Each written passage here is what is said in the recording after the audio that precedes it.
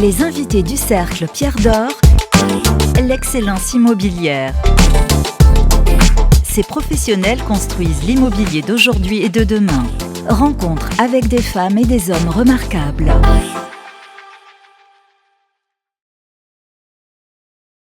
Bonjour et bienvenue sur immoweek.fr pour un nouveau numéro du Cercle des Pierres d'Or qui reçoit aujourd'hui Marie-Laure Leclerc de Souza. Bonjour. Bonjour Eric. Merci d'être avec nous. Vous êtes la CEO France Belux. Alors Belux, c'est Belgique et Luxembourg, j'imagine. Oui, tout à fait. Et le sud de l'Europe également pour JLL, un poste que vous avez pris il y a tout juste un an.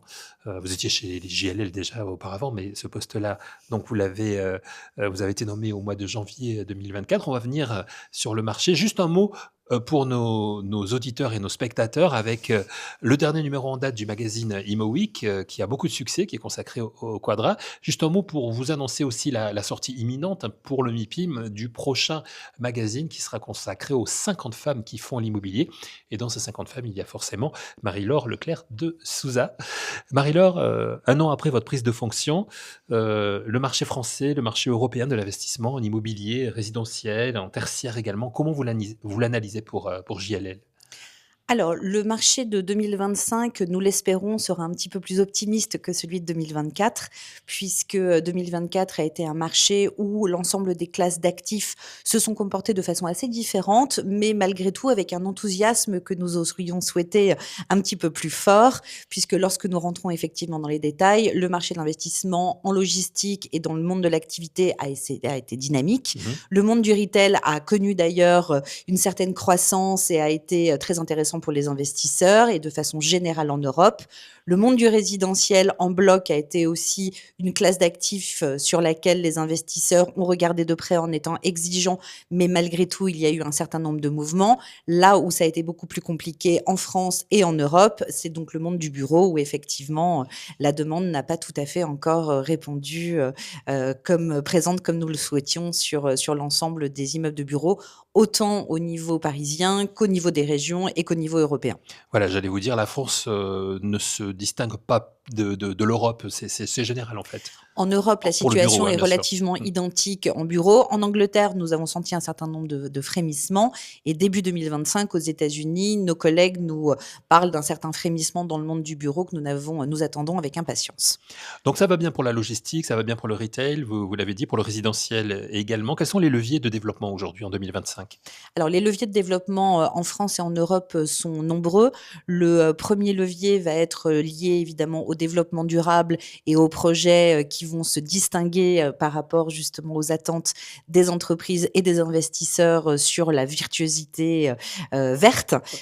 Évidemment, les immeubles qui répondent à l'ensemble des exigences des entreprises et plutôt neufs, auront plus de possibilités donc d'ouverture et d'intérêt pour les investisseurs, comme la localisation qui reste un des marqueurs forts de l'année 2024 et même 2023. Donc, la localisation de ces actifs va être importante. Donc, le levier va être effectivement sur la qualité des immeubles, sur l'usage des immeubles, sur leur côté flexible aussi et leur transformabilité potentielle. Et comment vous accompagnez chez JLL justement vos clients dans cette transformation des espaces? Alors, nous travaillons de façon très active et proactive avec beaucoup d'investisseurs et en amont sur l'ensemble de leur portefeuille pour analyser le portefeuille, déterminer les immeubles qui pourraient être transformés, mais aussi ceux qui pourraient connaître une autre valeur ou une autre histoire en se retransformant. On l'a dit au début de cet entretien, vous avez pris vos fonctions en tant que CEO France, Belgique, Luxembourg et sud de l'Europe il y a un peu plus d'un an, hein, janvier 2024, même si vous connaissez bien la maison JLL. Quel regard vous portez sur cette année qui, au moment où vous prenez vos fonctions, on n'est pas dans un contexte facile? Alors, nous avons la chance chez JLL d'avoir équilibré nos business depuis quelques années. C'est-à-dire que nous avons totalement équilibré au niveau français, au niveau européen, mais aussi au niveau mondial, nos activités entre le conseil et la transaction. Et l'année 2024 est une année pendant laquelle nous avons beaucoup conseillé nos clients, nous les avons beaucoup accompagnés sur de l'audit et de la stratégie, leur permettant de prendre des décisions éclairées ou du moins d'avoir les éléments leur permettant, quand la décision sera là, de prendre la bonne. Et de la même même façon, nous avons aussi très bien travaillé dans tous les domaines des travaux, de l'aménagement et du workplace de façon générale, où l'année 2024 a été malgré tout une année record. Ils étaient demandeurs, vos clients? Bon, ça fait partie de vos fonctions, bien évidemment, de les conseiller, mais ils étaient quand même demandeurs? On sentait qu'il y Extrêmement avait ouais? demandeur. L'année 2024 a été marquée par une réelle incertitude au niveau géopolitique et au niveau économique qui ont fait que nos clients avaient besoin de se rassurer, mais aussi d'avoir beaucoup d'éléments extérieurs à leur propre patrimoine ou à leur propre stratégie pour pouvoir prendre des décisions. Et je pense que le rôle d'un conseil dans ces moments-là est encore plus fort puisque nous ouvrons le champ des possibles des différentes tendances qu'on peut rencontrer en France et à l'étranger. Quand vous avez pris vos fonctions, vous aviez des objectifs? Et si oui, où est-ce que vous en êtes aujourd'hui, 1 an après?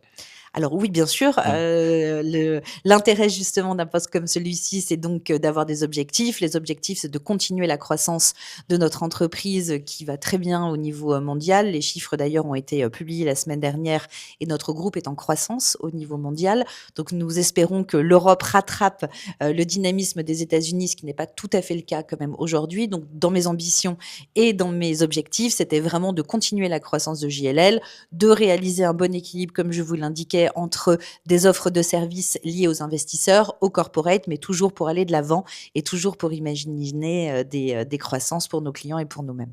Les États-Unis ont souvent été moteurs en termes de croissance. C'est toujours le cas aujourd'hui? Ça veut dire que si ça s'est bien passé pour les États-Unis, ça va suivre en Europe? Alors nous avons toujours effectivement constaté qu'aux États-Unis, la tendance était proactive par rapport à Mmh. ce que nous connaissons autant en Europe qu'en Asie-Pacifique. Donc nous pouvons espérer effectivement, vu le dynamisme que nous commençons à percevoir aux États-Unis, que cela vienne justement en Europe et en Europe continentale malgré tout. Mais il faut que l'Europe rassure, il faut que la France rassure et il faut que nous appuyions justement ces stratégies par un équilibre qui aujourd'hui n'est pas forcément facile à trouver et qui ne pose pas les bases de la certitude pour nos clients. Quelles sont vos principales ambitions aujourd'hui, pour vous, Marie-Laure, en 2025? 2025 et au-delà peut-être? Alors ne jamais oublier le développement durable qui parfois a été mis un tout petit peu Mmh. de côté, l'année dernière et c'est ce qu'on constate. Évidemment, embrasser les nouvelles technologies, évidemment embrasser l'innovation et adapter l'intelligence artificielle qui est très présente dans le groupe depuis, maintenant 3 ans pour lequel nous investissons beaucoup et nous avons investi, 200 millions de dollars pour un GPT interne JLL qui nous permet justement de nous-mêmes nourrir, Ah ouais, l'intelligence artificielle interne. Donc là, ça fait partie donc, de mes objectifs que tous les collaborateurs comprennent qu'ils peuvent gagner du temps et du temps de qualité à adresser à leurs clients et au-delà de ça, la stratégie 2025 de JLL, c'est d'être fort au niveau des régions, d'être fort au niveau, aussi des investisseurs privés, et évidemment institutionnels tels que nous l'avons fait depuis toujours, de continuer à croître, sur l'administration et l'ensemble des pouvoirs publics qui ont aussi besoin de conseils et donc de faire tout ça dans un esprit de One JLL, c'est-à-dire de pouvoir offrir à nos clients une vision 360 de leur, immobilier. donc un ChatGPT, JLL spécifique, Oui. ça c'est une info importante.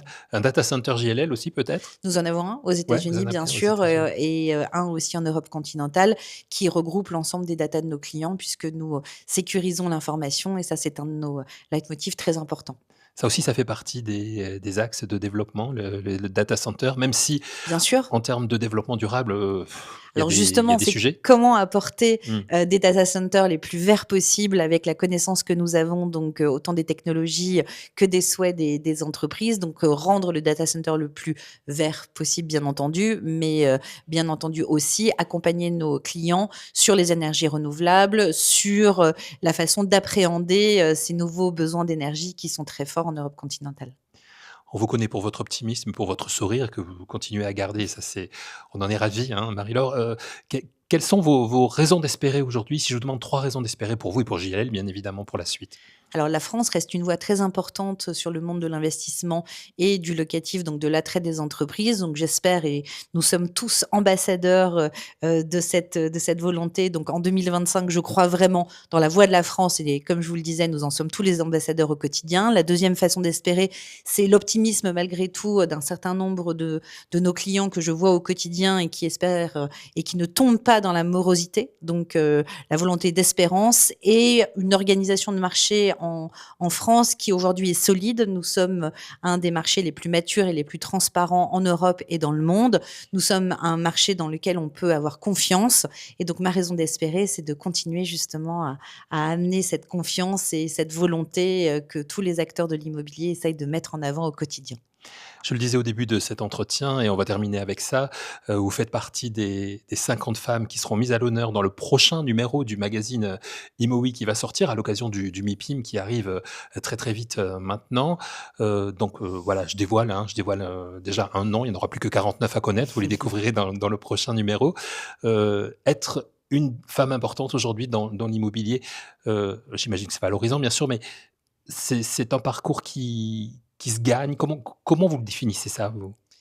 Alors, la façon dont je l'appréhende, Ouais, c'est une voie ouverte à toutes les femmes à pouvoir effectivement, s'épanouir dans le monde professionnel et dans leur carrière, puisque, je considère qu'être une femme ou un homme dans, justement un parcours professionnel, c'est tous les jours y trouver des intérêts, tous les jours justement apprendre, être curieux. Les femmes comme les hommes sont très curieuses. Maintenant, j'espère en France que ça donnera envie aux femmes, de pouvoir embrasser une carrière qui leur est toute ouverte et j'espère que les bloqueurs qui existaient il y a encore, quelques années, petit à petit, vont disparaître pour permettre, un épanouissement, personnel pour celles qui en ont envie comme ceux qui en ont envie. il y en a encore, mais bon, ils sont Bien plus sûr, facilement surmontables. j'espère. Ouais, oui, tout à fait. Je le pense en tout cas et on fait tout, au sein justement de toutes nos belles maisons pour ouvrir les portes, aux femmes et leur donner, la possibilité de faire ce dont elles ont envie. Merci beaucoup, Marie-Laure Leclerc de Souza. Merci d'avoir participé à cette émission. On se donne rendez-vous très, très vite pour un prochain numéro, du Cercle, Pierre d'Or, invite. Ce sera bien sûr sur imoweek.fr et sur toutes les plateformes. Merci à vous.